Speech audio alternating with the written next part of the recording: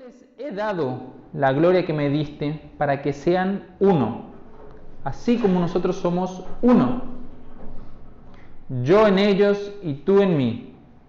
Permite que alcancen la perfección en la unidad, así el mundo reconozca que tú me enviaste, que los has amado a ellos tal como me has amado a mí. ¿Cuánto es 1 más 1 más 1? 1 más 1 más 1. 3. En la matemática de Dios, esa respuesta sería equivocada. 1 más 1 más 1 es 1 para Dios. Como les dije hoy, nosotros estamos finalizando nuestra primera parte de nuestra serie de este año, que hablamos sobre el reino de Dios, el reino acá en la tierra. Nosotros ya disfrutamos de esa plenitud, disfrutamos de eso maravilloso. El reino de Dios vino acá. Estuvimos hablando sobre la unidad en este trimestre, en estos primeros meses desde que comenzamos la serie. Y la idea fue reflexionar en esto, hermanos. Fue reflexionar sobre qué nos une como iglesia, qué nos une como familia. ¿Qué dice la Biblia para decir, bueno, ustedes son esto, o esta es la unidad que deben vivir? ¿Qué enseñanzas, qué compone nuestra fe que nos hace ser uno con aquella persona que comparte la misma fe, la misma esperanza?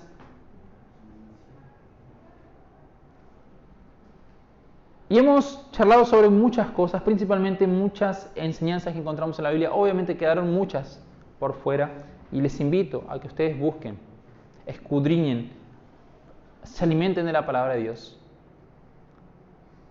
Con este propósito de decir, ¿qué dice la Biblia?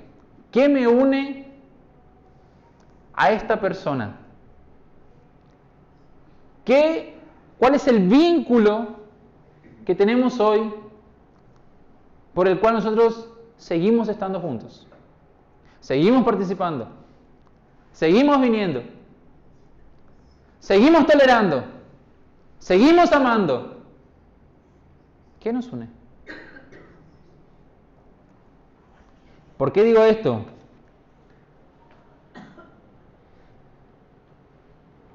Porque Pablo nos va a decir a nosotros que nosotros debemos tolerarnos en amor, soportarnos unos a los otros, ser humildes, pacientes, amables, nos dice en Efesios 4. ¿Y qué nos permite hacer todo eso? ¿Qué nos permite vivir esas cosas?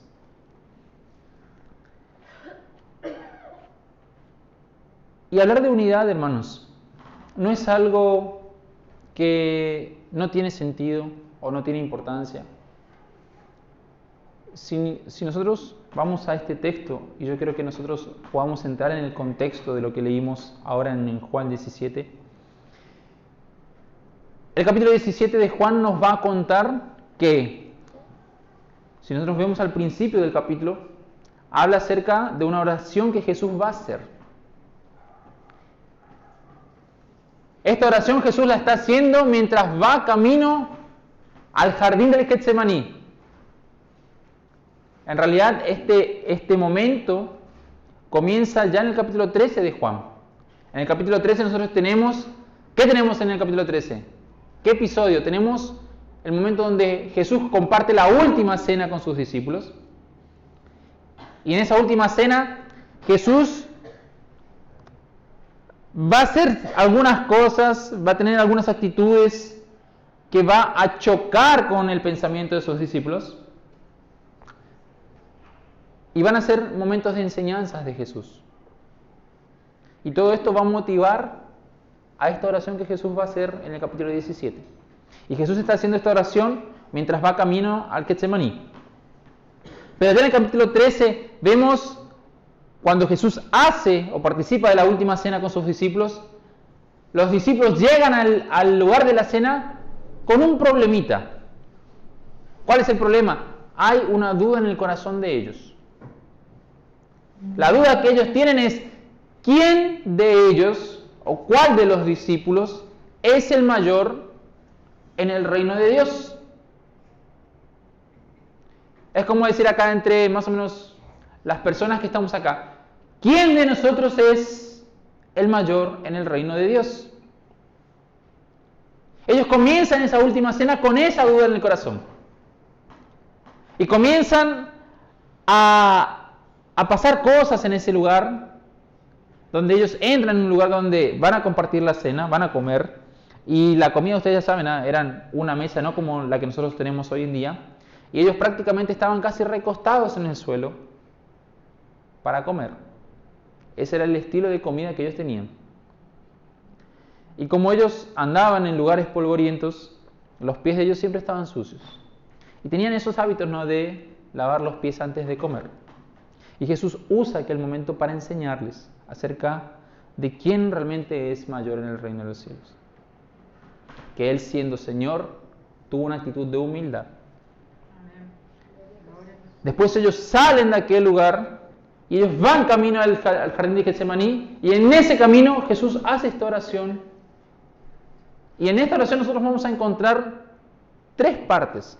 Primero, Jesús va a comenzar a orar desde el primer versículo hasta el versículo 5. Él ora por Él mismo. Jesús levanta los ojos al cielo y Él comienza a orar por Él mismo. Después del versículo 6 al versículo 19 nosotros vamos a encontrar que Jesús continúa orando, y esta vez Él ora por sus discípulos más próximos, aquellos discípulos que están caminando con Él, que viven en la época de Él. Y ya para el final del capítulo, del versículo 20 en adelante, Jesús va a estar orando por otras personas que van a creer en el mensaje que los discípulos van a dar. Podríamos decir así, Jesús oró por la iglesia que iba a nacer después. Jesús oró por vos y por mí. Jesús en su oración no fue egoísta y pensó solamente en Él. No pensó solamente en las personas de esa época. Él pensó en nosotros. Y vamos a ver que en esta última parte de su oración, cuando piensa en la iglesia que va a aparecer y va a crecer y va a nacer después, Él va a hablar sobre la importancia y la necesidad de que esa iglesia permanezca unida. No sé vos, pero pensar que Jesús oró por mí es algo maravilloso. Nosotros encontramos acá y vamos a encontrar en otros momentos donde Jesús también ora por las personas, cuando le dice, por ejemplo, a Pedro: Pedro, Satanás pidió para zarandearte como a trigo, pero no te preocupes, yo oré al Padre para que tu fe no falte en ese momento. Y acá otra vez Jesús ora por las personas a las cuales Él ama. Y Él va a orar por la iglesia que van a nacer después. Y el motivo de su oración es rogar al Padre para que la iglesia que va a nacer, o las personas que van a venir después por la predicación del Evangelio de sus discípulos, se mantengan unidos.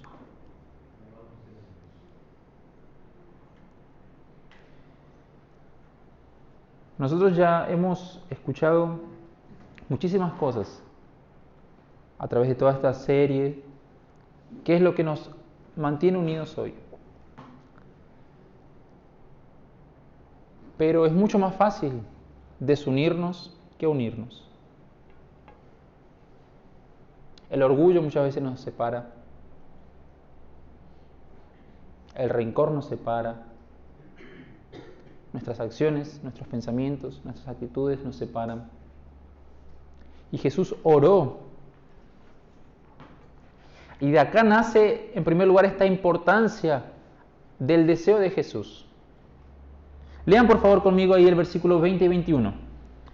No ruego solamente por estos, hablando de aquellos discípulos que estaban con Jesús en aquel tiempo. No ruego solamente por estos, ruego también por los que han de creer en mí, por el mensaje de ellos. Para que todos sean uno. Padre, así como tú estás en mí y yo en ti, permite que ellos también estén en nosotros, para que el mundo crea que tú me has enviado. Fue el deseo de Jesús desde un primer momento, orar por la unidad de esa iglesia. Fue la motivación del Señor, y no solamente dijo, papá, mira, te pido por favor, sino que Él dijo, te ruego, Señor. Te ruego, papá, te ruego por ellos, para que ellos sean uno. La unidad no significa estar de acuerdo en todo.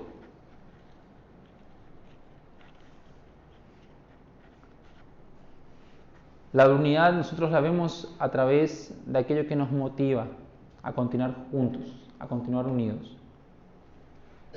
Mismo nuestras diferencias. No significa que todos somos iguales, pero mismo nuestras diferencias. Deseamos estar unidos, porque ese fue el deseo de Jesús. Fue el deseo de nuestro Maestro estar unidos. Y eso tiene su origen en nuestro origen celestial. Porque todos aquellos que creen en Jesús, todas estas personas que creyeron en el mensaje de los apóstoles, porque nosotros creemos en aquel mensaje que los apóstoles predicaron, creemos en el mensaje que Pedro anunció, que Pablo anunció, todas esas personas que creyeron en ellos, en lo que ellos dijeron, la Biblia nos dice así, y el propio Señor Jesús dijo así, para que ellos estén ¿en dónde? La oración de Jesús era, Padre, yo ruego para que ellos sean uno y estén ¿en dónde? Estén en, según el texto, el versículo 21, para que ellos estén en nosotros.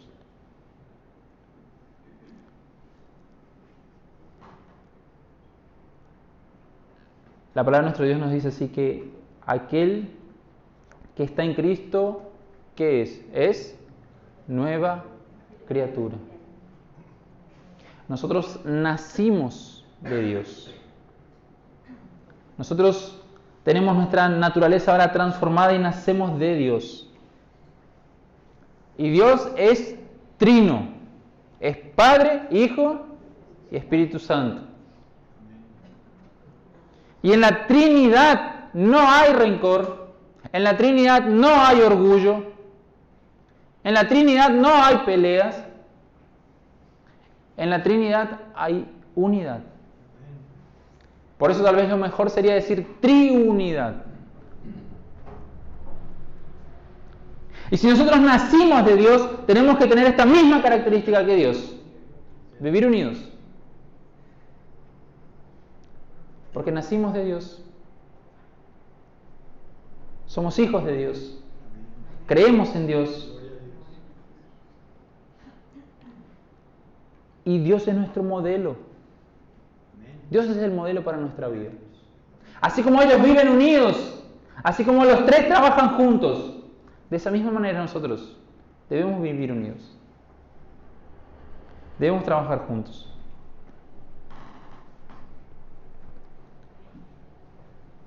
Y pensando también en que nosotros un día vamos a estar todos juntos en el cielo.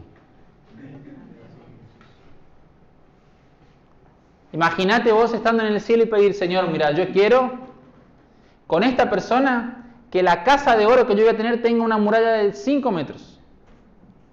Así no veo a mi vecino que va a estar al lado.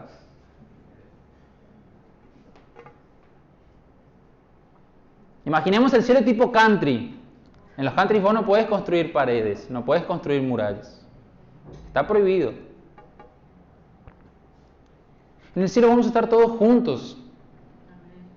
En el cielo vamos a convivir todos. Gloria a Dios. En el cielo no va a haber decir, bueno, yo no me junto con él, yo no estoy con él. Porque es ahí donde nosotros vamos a vivir eternamente. ¿Sabes cuánto es la eternidad? Bueno, eso. Eso es la eternidad. Es algo que no podemos describir cuánto tiempo es. Y eso nosotros vamos a compartir con aquellos que tienen la misma fe, que nacieron en Dios, que confían en lo que Cristo hizo por nosotros. Un día vamos a estar ahí compartiendo con todos aquellos de este tiempo, del pasado, que creyeron un día en Jesús, que comparten la misma fe, comparten la misma esperanza. Y tenemos que pensar en la unidad teniendo en cuenta el propósito por el cual nosotros hoy estamos unidos. Por favor, alguien que pueda leer para mí el versículo 23 del capítulo 17 de Juan.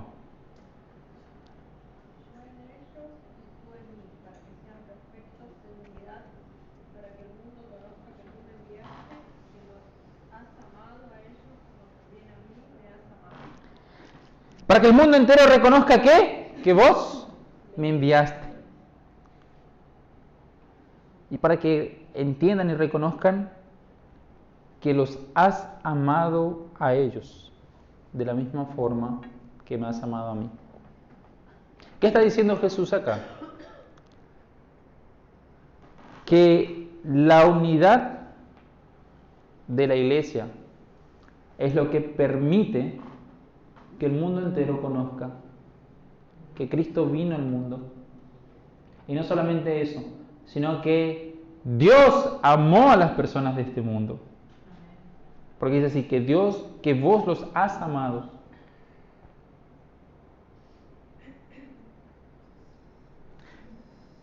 A veces es tan difícil pensar así, ¿qué proyectos de evangelismo podemos realizar para poder alcanzar todo este barrio o toda la nación? Jesús nos da la respuesta. Manténganse unidos. Vivan en unidad. Porque de esa manera las personas van a entender que Cristo vino a este mundo. Que Dios amó al mundo y dio a Jesús para salvar a las personas. No se trata de un gran proyecto de evangelismo. Se trata de vivir día a día la comunión que Dios desea para nosotros.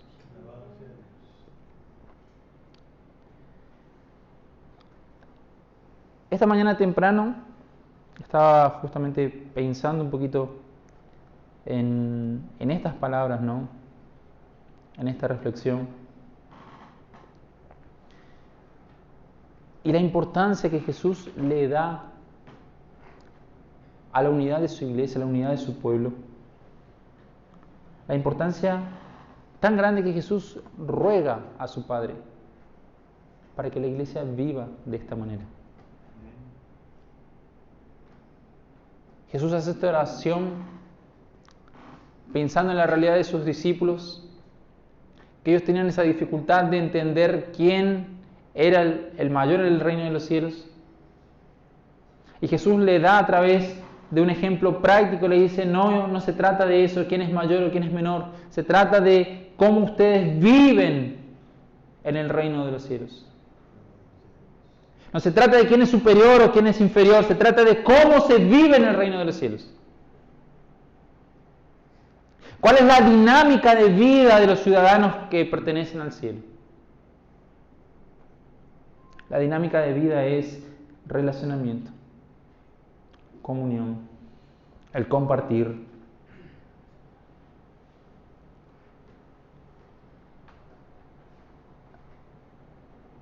Y muchas veces es algo que nosotros necesitamos salir de la teoría, necesitamos salir de aquello que está plasmado simplemente en el papel y vivir lo que Jesús nos enseña.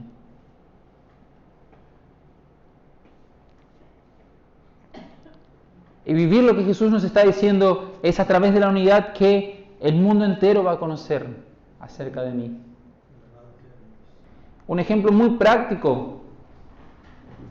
Tenemos en Hechos capítulo 2 que la iglesia compartía el pan, iba de casa en casa, ellos oraban, compartían todas las cosas, dice el texto que ellos tenían todo en común.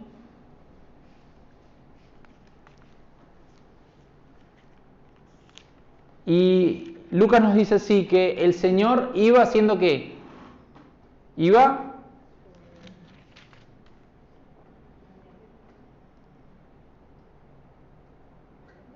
¿Qué hacía el Señor? Iba añadiendo. El Señor iba añadiendo.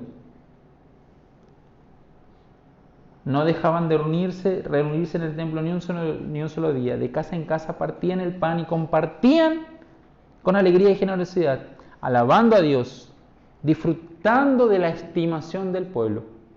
Y el Señor cada día añadía al grupo los que iban siendo salvos. El pueblo, los cristianos del primer siglo vivían unidos y el Señor traía más personas.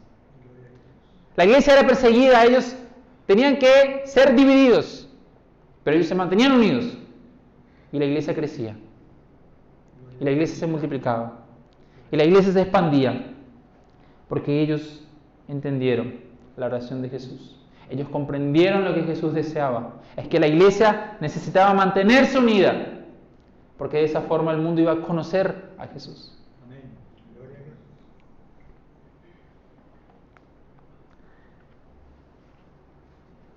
Hermanos, hoy por hoy, conversábamos también con Jessica estos días. Nosotros vivimos en un tiempo y tan difícil, y la pregunta que surge es, ¿cuándo será que Jesús va a venir? A veces uno mira la realidad del mundo, las luchas que surgen, las catástrofes que aparecen, y uno dice, Jesús está a la puerta y no sabemos cuándo va a ser, pero realmente queremos que sea pronto. Y la Biblia nos dice, guerras van a surgir, catástrofes van a venir, problemas de todo tipo van a aparecer. Pero una cosa también pasaría en los últimos tiempos. El amor de muchos se enfriaría.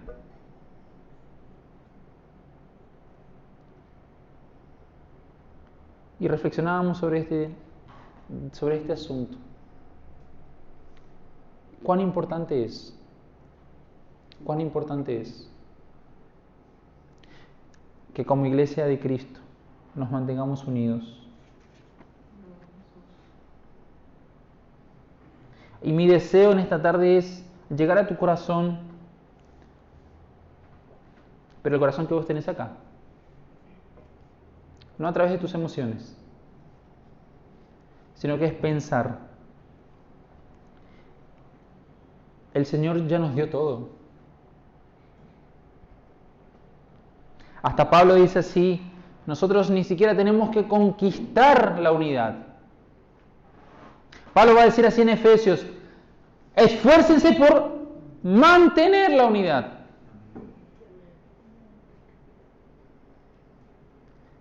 Pablo no va a decir, vengan y traten de construir algo para que se mantengan unidos. No. O para que haya unidad entre ustedes. Pablo no dice eso. La unidad ya vino a través de lo que Jesús hizo por nosotros. De que el reino vino a esta tierra. De que creímos en Jesús y estamos unidos. Nos compete mantener. Y yo quiero comparar a esto como a una planta. A veces es tan difícil mantener una planta viva, ¿no? Quienes no tienen esa mano para cuidar de plantas, a veces es difícil mantener una planta viva. Y la unidad es eso. Es como esa planta que necesita mantenerse. Pablo dijo así, ustedes deben esforzarse por mantener, porque Jesús ya conquistó para nosotros la unidad. Jesús ya oró al Padre pidiendo que la iglesia esté unida. Ahora es tu responsabilidad, es mi responsabilidad, mantener aquello que Jesús ya nos dio. Nosotros no plantamos, pero nosotros podemos recoger los frutos de esta plantación. Nosotros podemos recoger los frutos de aquello que ya está plantado, simplemente manteniéndolo.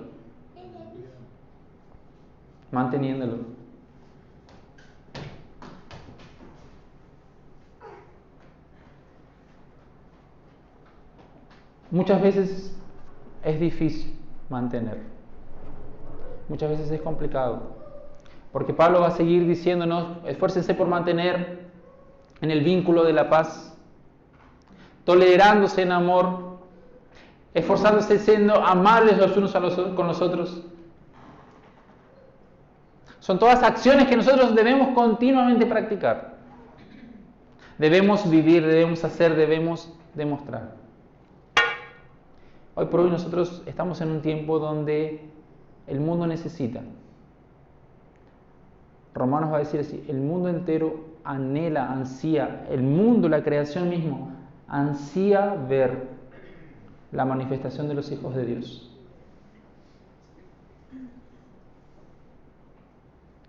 El mundo entero quiere verte. El mundo entero quiere conocer a Cristo a través de vos. El mundo entero necesita ver a Jesús, ver a Dios a través de vos.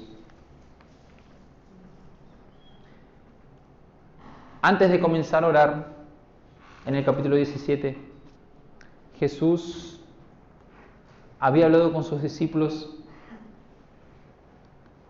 y les dijo así: a partir de ahora ya no les voy a hablar más a través de parábolas. Y sus discípulos le dijeron: ahora por fin te entendemos, Jesús. Ahora por fin conocemos quién sos. Y Jesús le dice: recién a partir de ahora ustedes me conocen. Recién a partir de ahora ustedes creen en mí.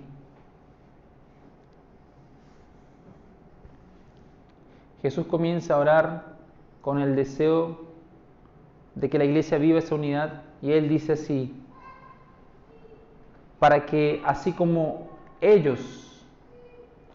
así como nosotros somos uno y yo estoy en vos y vos estás en mí, que ellos también estén en nosotros. Jesús está diciendo así, que así como nosotros podemos ver al Padre a través de Jesús, porque Cristo está en el Padre y el Padre está en Cristo, nosotros estando en Jesús, las personas pueden ver a Jesús a través de nosotros.